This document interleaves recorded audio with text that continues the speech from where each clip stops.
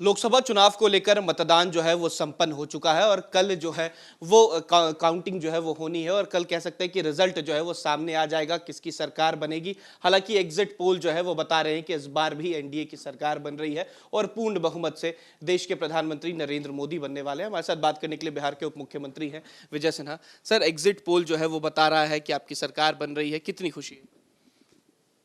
देखिए, देश के माननीय प्रधानमंत्री नरेंद्र मोदी जी ने जो सेवा के भाव से देश की जनता के प्रति अपनी जिम्मेवारी का निर्वहन किए हैं और जो मेहनत किए हैं उसकी मजदूरी देश की जनता दे रही है।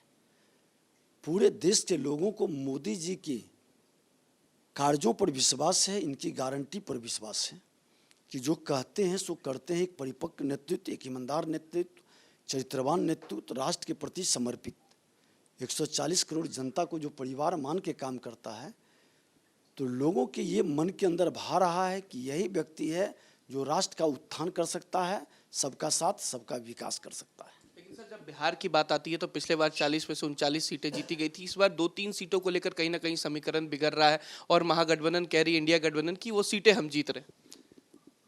देखिए, अब चुनाव है, अनुमान, एग्जिट पोल अनुमान है। परिणाम जब सामने आएगा तो सच्चाई सामने आएगी। कुछ कुछ उम्मीदवार के भी कारण प्रॉब्लम हुआ है, ये सच्चाई है, लेकिन मोदी जी की गारंटी पर सबको भरोसा है और हम सभी सीटें जीतेंगे। बात 1 जून की करते हैं। 1 जून को विपक्ष की एक बड़ी बैठक हुई। तेजस्वी यादव ने कहा कि इस बार इंडिया गठबंधन की सरकार बन रही है। आप लोगों पर भी जमकर निशाना साधा। प्रधानमंत्री को लेकर भी बोला कि सिर्फ साधना करते रह जाएंगे, उम्र हो गई है और कुछ नहीं।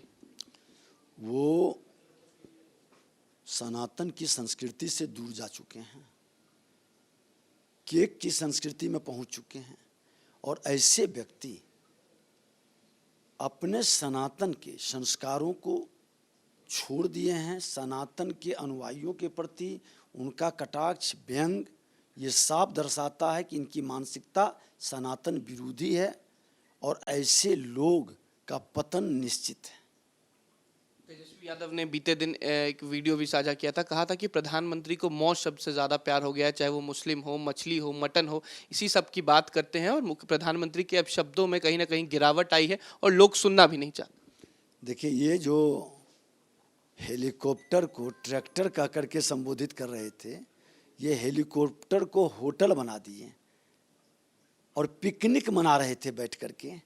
और उस पिकनिक में जो ये तमाशा किए हैं, हवाई नेता हैं, सोने के चम्मच लेकर जन्म लिए हैं, जमीन पर पाँव नहीं रखते हैं, ऐसे लोगों को बिहार की जनता सबक सिखाएगी। देश के माननीय प्रधानमंत्री जी जमीन से उठ करके आए हैं, आम लोगों की भाषा और भाव को रखते हैं और बोलते हैं। अरे, आप प्रधानमंत्री को ज्ञान देने चले हो, आपके ज्ञान के बारे में तो पूरे बिहार को पता है। स्कूल ड्रॉप व्यक्ति वो प्रधानमंत्री को ज्ञान दे रहा है। आपके पिताजी ज्ञान बखारते बखारते जेल के अंदर चले गए, सजायाफ्ता हो गए, दया के पात्र बने हुए हैं, बीमारी के नाम पर बाहर निकलते हैं, उस पर कमेंट नहीं करेंगे। अरे, देश के प्रधानमंत्री जी सनातन संस्कृति को, विरासत को भी बढ़ाते हैं, विकास को भी गति देते हैं और सबका साथ सबका विकास, सबका विश्वास, सबका प्रयास की भावनाओं को भी जोड़ते हैं।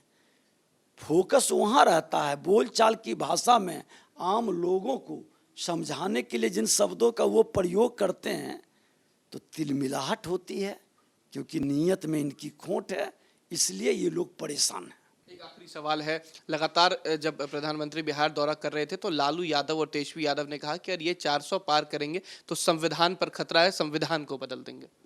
देखिए, संविधान का विरोध करने वाले, संवैधानिक संस्था का अपमान करने वाले ये लोग संविधान के हितैषी नहीं हैं।